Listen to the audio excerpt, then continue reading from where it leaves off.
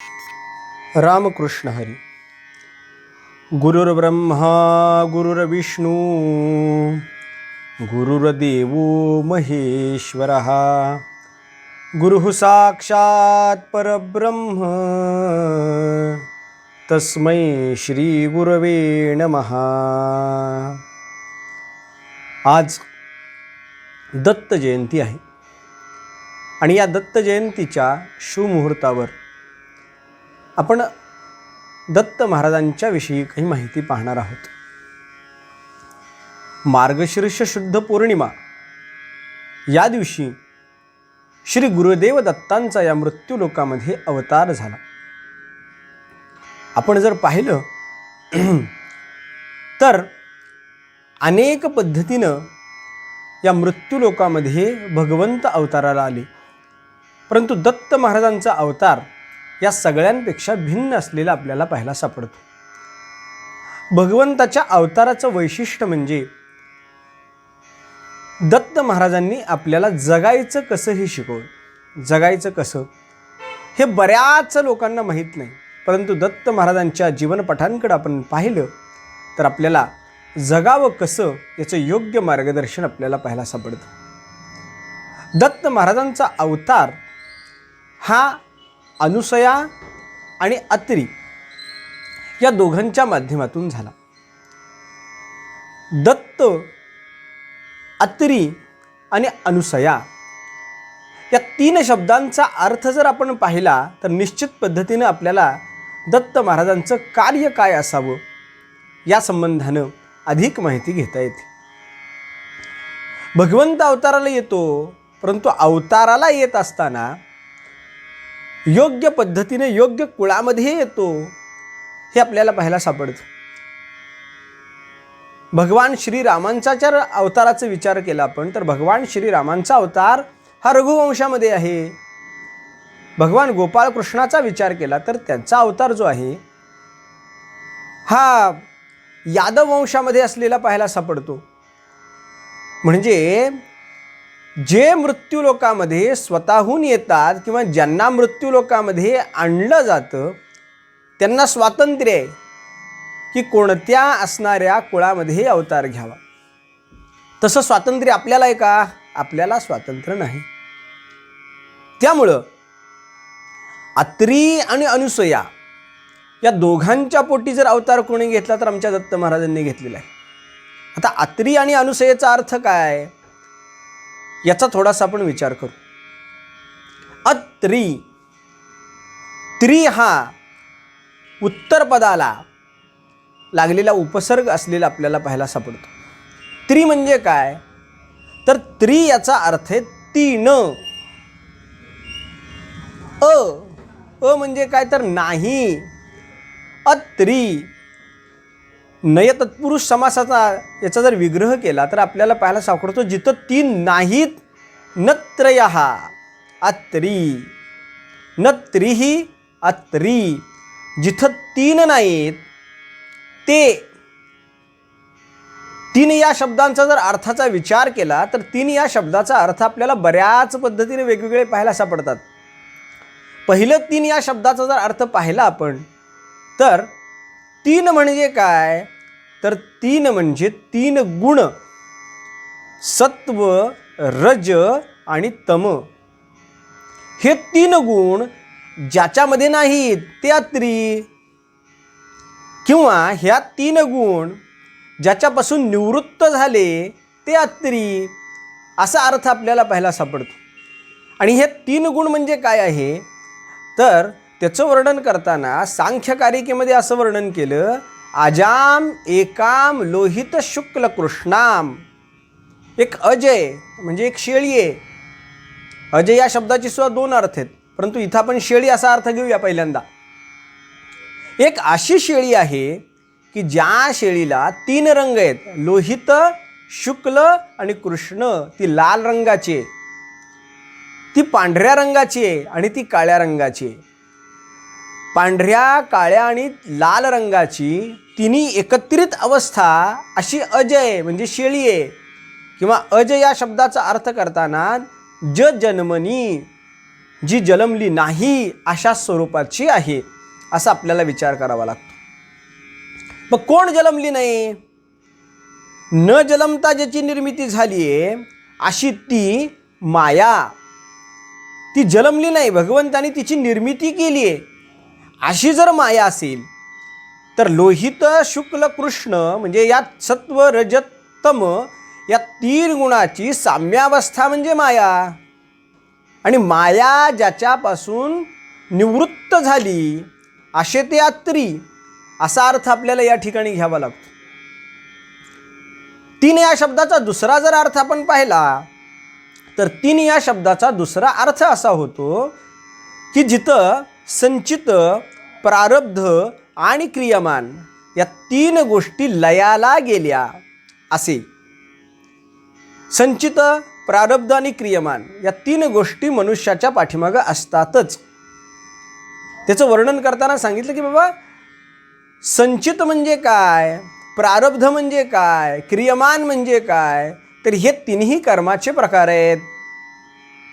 जे आपण कर्म करतो त्याला क्रियमान म्हटलं जातं, जे भोगतो त्याला प्रारब्ध म्हटलं जातं, आणि जे शिल्लक आहे, जे पुढच्या जन्मामध्ये आपल्याला भोगायचं आहे त्याला संचित म्हणलं जातं.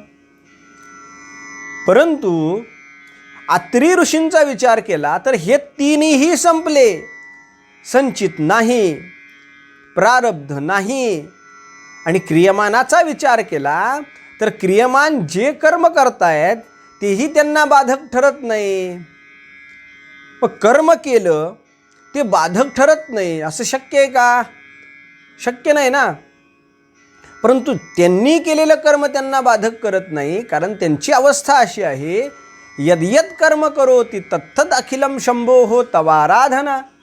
जगद्गुरु शंकराचार्य परापूजेमध्ये विचार करतात, देवा मी जे जे काही कर्म करतो ते ती सगळी म्हणजे तुझीच आराधना आहे. आणि जे ब्रह्मार्पण बुद्धीनं कर्म करतात ते ब्रह्मार्पण बुद्धीनं केलेलं कर्म कोणत्याही गोष्टीला बाधक ठरत नाही.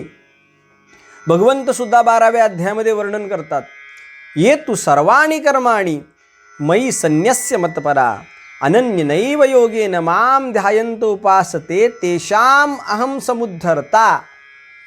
त्याचा उद्धार मी करतो. कुणाचा? जे ब्रह्मार्पण बुद्धीनं कर्म करतात त्यांचा.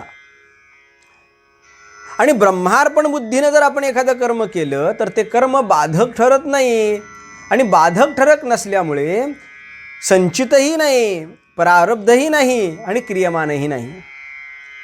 तुम्ही म्हणाल प्रारब्ध संपलं, हरिकृपे त्याचा नाश झाला. क्रियमान नाही, कारण करणारं कर्म ब्रह्मार्पण बुद्धीनं करतायत. पण संचिताचं काय? संचित तर भोगावं लागेल. तेही नाही, तेही नाही. का नाही? तर 2 प्रमाण आपल्याला या ठिकाणी सांगता येतात. जे भगवत भक्त आहेत त्यांना संचित प्रारब्ध क्रियमान उरतच नाही. आणि दुसऱ्या पद्धतीने जर आपण विचार केला तर आपल्याला पाहायला सापडतं, एकदा का ज्ञानाची प्राप्ती झाली की ते ज्ञान निश्चित पद्धतीने सगळ्या कर्माचा नाश करतं. माऊली ज्ञानेश्वर महाराजांनी सुद्धा हरिपाठामध्ये हेच उदाहरण दिले. तृणाग्नी मेळे समरस झाली. असंख्य गवताच्या पेंड्या एका ठिकाणी ठेवलेल्या आहेत. मग त्या असंख्य गवत्याच्या पेंड्या पेटवण्यासाठी किती काडी लागेल? किती काडीपेटीचे बॉक्स लागतील? तर एक काडीपेटीचा बॉक्स नवे एक काडी जरी त्याला झाली, एक ठिणगी जरी झाली तरी ती एक ठिणगी सगळ्या असणाऱ्या गवताच्या पेंडीचा नाश करते. त्या पद्धतीनं ज्ञान झालं की अनंत जन्मातल्या ज्या वासना निर्माण झालेल्या आहेत किंवा अनंत जन्माचं संचित जरी असेल तर ते सगळं नाहीसं होतं. त्याला प्रामाण्य असं आहे, ज्ञानाग्नी सर्व कर्माणी भस्मसात कुरुते यथा. ज्ञानाग्नी प्रज्वलित झाला की सगळी कर्म जळून भस्म होतात. आणि म्हणून संचित प्रारब्ध क्रियमान ज्यांना नाही ते अत्री. अजून एक 3 शब्दाचा अर्थ आपण पाहूया आणि मग पुढे जाऊया. 3 शब्दाचा अजून एक असा अर्थ आहे की ज्यांना भूत भविष्य वर्तमान या तिन्ही काळाचं कोणतंच बंधन नाही, त्यांना अतिरी म्हटलं जातं. सर्वसामान्य मनुष्याची अवस्था अशी आहे, तो भूतकाळाच्या विषयी विचार करत असतो, वर्तमानामध्ये जगत असतो आणि त्याला भविष्याची चिंता असते. सर्वसामान्य मनुष्याचं आयुष्य हेच आहे. पाठीमागं काय घडलं या संबंधानं चिंतन करायचं, वर्तमानामध्ये जगायचं आणि भविष्यामध्ये काय होईल याच्या संबंधानं चिंता करायची. याच्या पलीकडे दुसरं काय आहे का? नाही. एखाद्याला वाटलं की भविष्य काळामध्ये आपल्याला हे करायचं आहे आणि आपण जी भूतकाळामध्ये चूक केलेली आहे ती चूक परत करायची नाही, किंवा अनेक व्यक्तींना असं वाटतं की भूतकाळामध्ये जी चूक केली आहे मी ती चूक सुधारता यावी. जाऊ शकतो का भूतकाळामध्ये? चूक सुधारू शकतो का? नाही. परंतु ज्यांना भूत भविष्य वर्तमान या कशाचंही बंधन नाही आहे अशी जे आहेत त्यांना अत्री म्हटलं जातं. आणि अशा असणाऱ्या महान भगवत भक्ताच्या भगवत स्वरूपता प्राप्त झालेल्या त्या अत्री ऋषींच्या पोटी आणि अनुसयेच्या पोटी दत्त महाराजांचा अवतार आहे. आता दुसरा अनुसया या शब्दाचा विचार करूया. जसं अत्री शब्दामध्ये नय समास आहे तसा अनुसयेमध्ये सुद्धा नय समास आहेच. असूया म्हणजे अनुसूया, जिची असूया लयाला गेली ती अनुसया. जिच्या अंतःकरणामध्ये कोणत्याही पद्धतीची असूया नाही ती अनुसया. आणि असूया म्हणजे काय? असूया म्हणजे भावना, इच्छा, वासना. जिच्या अंतःकरणातल्या वासनाच निघून गेल्या अशी माऊली म्हणजे अनुसया आहे. बघा, अत्री ऋषींचा विचार केला तर अत्री ऋषी हे गुणातीत आहेत, त्रिगुण रहित आहेत. आणि अनुसयेचा विचार केला तर अनुसया सुद्धा पराकुटीची विदुषी असलेली पाहायला सापडते. म्हणजे काय की जिच्याकडून असूयाच नाही आहेत, जिच्या अंतःकरणामध्ये कोणत्याही पद्धतीची इच्छा आता राहिलेलीच नाही, किंवा तिची अवस्था अशी झाली आहे कृतकृत्य झालो, इच्छा केली ते पावलो. आता अंतःकरणामध्ये कोणत्याही पद्धतीची इच्छा नाही अशी अनुसया. आणि या दोघांच्या पोटी आमच्या दत्त महाराजांचा अवतार आहे. म्हणजे विचार करा, वडील इतके महर्षी आहेत, आई इतकी विदुषी आहे, आणि याच्या माध्यमातून निर्माण झालेली संतती, निर्माण झालेलं अवतार कार्य ते म्हणजे दत्त महाराज आहेत. आता दत्त या शब्दाचा जर आपण विचार केला तर दत्त या शब्दाचा संस्कृत धातूच्या माध्यमातून विचार केला तर त्याच्यामध्ये दा धातू आहे, दा. आणि दा धातू ददाती असं चालतो. दा ददाती दत्ते. दा दद या धातूचा अर्थ काय तर देणारा, दिले. ज्याने दिले तो दत्त. म्हणजे काय? जगताला ज्यांनी द्यायचंच काम केलं, कधीही कुणाकडूनही कोणत्याही गोष्टीचा स्वीकार केला नाही, परंतु जगताला मात्र ओतप्रोत दिलं ते दत्त. काय दिलं जगताला? जगताला ज्ञान दिलं, जगताला कर्म दिलं, जगताला भक्ती दिली. आणि या सगळ्यांचं एकत्रीकरण कर्म, ज्ञान आणि भक्ती यांचा पूर्णावतार जर आपण पाहिला तर तो म्हणजे दत्त महाराजांचा अवतार असलेला पाहायला सापडतो. काय दिलं जगताला? अहो, जगताला सगळ्यात मोठी दत्त महाराजांनी दिलेली देणगी म्हणजे ती अशी आहे की शिका, तुम्ही आयुष्यभर शिका. कुणाकडून शिका? फक्त एकट्या गुरुकडूनच शिका असं नाही, तर जे जे भेटे भूत ते ते मानिजे भगवंत. जो जो प्राणी तुम्हाला भेटेल त्या त्या प्राण्याच्या माध्यमातून तुम्ही शिकत जावा. कोण भेटला तुम्हाला? अरे कोणीही भेटनाक, परंतु त्याच्या माध्यमातून शिकण्याचा प्रयत्न करा, हे सांगणारे दत्त महाराज आहेत. आयुष्यामध्ये किती गुरु असावेत, किती गुरु असावेत, या गोष्टीचा जर विचार केला तर आपल्याला दत्त महाराजांकडे पाहावं लागतं. दत्त महाराजांनी असंख्य गुरु केले, असंख्य गुरु केले, परंतु त्यापैकी 24 गुरूंचं वर्णन विशेष पद्धतीनं केलेलं आपल्याला पाहायला सापडतं. या 24 गुरूंच्या माध्यमातून काय केलं तर त्यांनी जगताला उपदेश केला. फक्त 24च केले का? नाही नाही, अनेक गुरु आहेत जे आपल्या समोर येईल, तो प्राणी असू द्या, मनुष्य असू द्या, त्या सगळ्याच्या माध्यमातून आपण शिकलं पाहिजे. आणि त्या व्यक्तीमध्ये असणारा, त्या प्राण्यामध्ये असणारा एक विशेष गुण असतो, त्या गुणाचा आपण अंगीकार केला पाहिजे. हे सांगण्याचं काम जर कोणी केलं तर दत्त महाराजांनी केलेलं आपल्याला पाहायला सापडतं. कुणाकोणाला गुरु केलं नाही दत्त महाराजांनी? अरे मनुष्याला केलं सोडा, प्राण्यांना सुद्धा गुरु केलेलं आपल्याला पाहायला सापडतं. बघा, आपल्या घरामध्ये सर्वसामान्य एक कीटक आहे, ज्याला आपण कोळी असं म्हणतो.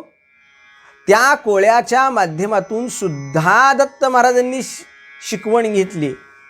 तो कोळी काय करतो तर ज्या वेळेस पाहिजे त्यावेळेस स्वतःचं जाळं विणतो, आणि ज्यावेळेस नको आहे तेव्हा ते जाळं खाऊन टाकतो आणि पुन्हा आपल्या स्वधामाला, आपल्या ज्या दुसऱ्या ठिकाणाला तो निघून जातो. दत्त महाराजांनी त्यांच्याकडून उपदेश असा घेतला की या जगतामध्ये राहायचं, कर्म करायचं, पण ते कर्म करीत असताना कुठेही गुंतून राहायचं नाही, गुंतून राहायचं नाही.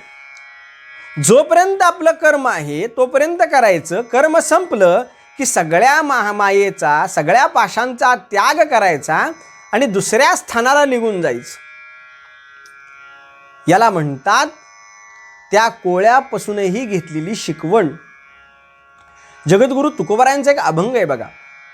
पक्षी अंगणी उतरती, ते का गुंतोनिया राहती, तैसे असावे संसारी, जोवरी प्राचीनाची दोरी. पक्षी असतात आपल्या अंगणामध्ये, त्यांना आपण दाणे टाकले तर ते तिथं गुंतून राहतात का? गुंतून राहत नाहीत. जोपर्यंत दाणे आहे, जोपर्यंत पोट भरत नाही तोपर्यंत खातात. एकदा का पोट भरलं की निघून जातात. तैसे असावे संसारी, जोवरी प्राचीनाची दोरी. तसं संसारामध्ये राहावं जोपर्यंत आपण संसारामध्ये आहोत त्या पद्धतीनं. म्हणून दत्त महाराजांनी जी दिलेली शिकवण आहे ती अत्यंत महत्त्वाची आहे.